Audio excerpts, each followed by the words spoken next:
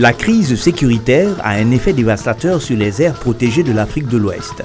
C'est donc fort de ce constat que les acteurs engagés dans la gestion de ces aires protégées se sont réunis les 30 et 31 mai dernier à Ouagadougou lors de la première réunion de coordination régionale des professionnels des aires protégées pour discuter sur les alternatives et stratégies à promouvoir pour une continuation des actions de conservation dans un contexte de crise sécuritaire. Durant 2 jours, les professionnels et praticiens de la gestion des aires protégées en Afrique de l'Ouest seront invités à discuter, échanger froidement sur la question de la crise sécuritaire, les répercussions qu'on a sur la gestion quotidienne de nos espaces de conservation. Est-ce que malgré cette nouvelle donne, nous arrivons à dérouler convenablement nos activités? Comment ça nous impacte? Et si les impacts sont négatifs, comment nous nous adaptons?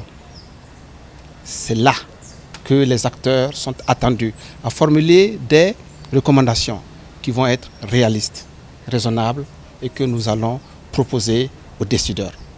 Parce que les aires protégées, nos aires de conservation, leur rôle ce n'est pas de constituer des zones de refuge pour les hommes armés. Comment nous amenons ces aires protégées à constituer des leviers pour des économies vertes de notre région? Voilà ce à quoi les experts vont s'essayer pendant ces 2 jours d'atelier. Cette réunion se tient dans le cadre de la mise en œuvre du programme indicatif régional PIR de l'Union européenne en Afrique de l'Ouest 2014-2020, adopté en concertation avec la Commission économique des États de l'Afrique de l'Ouest CEDEAO et l'Union économique et monétaire ouest-africaine UEMOA, le programme d'appui à la préservation de la biodiversité et des écosystèmes fragiles, à la gouvernance environnementale et au changement climatique en Afrique de l'Ouest PAP-BIO. Les recommandations seront portées à l'attention des ministres en charge de ce secteur en Afrique de l'Ouest. En fait, au-delà de l'intitulé de la thématique de l'atelier, vous voyez que c'est mis dans un contexte d'insécurité.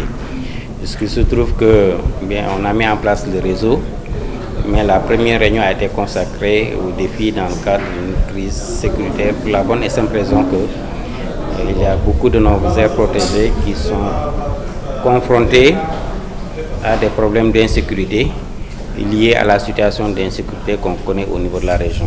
Et du coup, ça plombe une bonne partie de nos activités.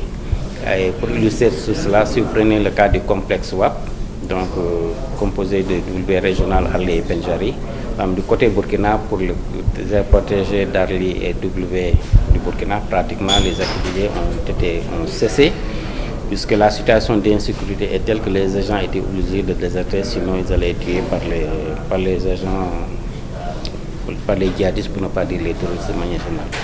Donc le défi sécuritaire, il est là, il plombe nos activités. Donc nous avons, au cours de cet atelier, réfléchi pour voir quelles sont les solutions à apporter de manière urgente face à cette situation. Vous avez d'autres cas où le problème n'est pas si prégnant que cela parce qu'il y a une anticipation qui a été faite pour contenir le phénomène. C'est au cours de tous ces échanges qu'on a essayé de faire des recommandations dans ce sens et qui vont être portées à la connaissance des ministres qui vont se réunir au mois de juin à Dakar pour voir ensemble quelle est la décision politique et les orientations à prendre ensemble. La nouvelle programmation de l'Union européenne pour la période 2021-2027 intègre à nouveau des soutiens conséquents à la gestion durable de la biodiversité. Cette réflexion vient donc à point nommé. La diversité des modalités de gestion des aires protégées de ce complexe offre une diversité de situations sécuritaires. Pour rappel, les parcs de la Pendjari et du W au Bénin sont en délégation de gestion à un opérateur privé avec une forte participation des forces armées béninoises. Le W au Niger est en voie de délégation de gestion avec une implication significative et continue de l'armée nigérienne. Les parcs d'Arli et du W au Burkina Faso sont en gestion par des structures dédiées de l'État avec des implications plus ponctuelles, plus limitées de l'armée nationale. La partie burkinabé du WAP est en insécurité grave et les parcs d'Arli et du W, de même que les zones de chasse périphériques, sont aux mains de groupes armés et globalement hors de contrôle. Les événements récents montrent que l'insécurité se propage progressivement dans les autres parties du complexe WAP, remettant en question la cohérence de l'ensemble régional. Effectivement, les attaques des groupes armés risquent d'aggraver les causes actuelles de la perte de la diversité faunique que sont la discontinuité des interventions. l'insuffisance des capacités techniques et opérationnelles des acteurs de la conservation et la faible gouvernance des ressources naturelles. Il faut donc cependant innover et apprendre les meilleures pratiques pour une gestion durable des réseaux fauniques. Il faut dire qu'actuellement, la situation sécuritaire dans les aires protégées est assez difficile parce que plusieurs de ces espaces sont en tout cas sous l'occupation de groupes armés où certains sont des zones de refuge donc pour des hommes armés non identifiés. Et par conséquent, c'est des zones dans lesquelles il faut qu'un regard particulier soit fait. Et il est également attendu la proposition d'action, d'activité pour pouvoir gérer au mieux les aires protégées. Les aires protégées d'Afrique de l'Ouest jouent un rôle essentiel en matière de conservation de la biodiversité et contribuent énormément sur le plan socio-économique comme moteur de croissance verte.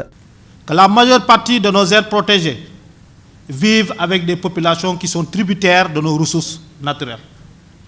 À cela, la capacité de résilience de ces populations ne cesse de diminuer face à des événements qui sont indépendants par moment de notre volonté. On peut citer aujourd'hui les changements climatiques, ce qui est extrêmement important, mais aussi les conflits qui, des fois, nos aires protégées constituent le réservoir d'abri pour ces populations. Ça, c'est extrêmement important. Et donc, face à ces changements-là, qu'allons-nous faire? Chacun de nous, aujourd'hui, a en son sein des expériences fort intéressantes qui, malheureusement, faute de mutualisation, posent énormément de problèmes dans leur application au niveau régional. Et c'est pourquoi, quand l'UICN a anticipé ce dispositif régional, c'est extrêmement important pour nous de saluer leur clairvoyance. Parce que ça va nous permettre aujourd'hui la mutualisation de nos efforts, la mutualisation de nos expériences, mais aussi nous permettre d'agir ensemble.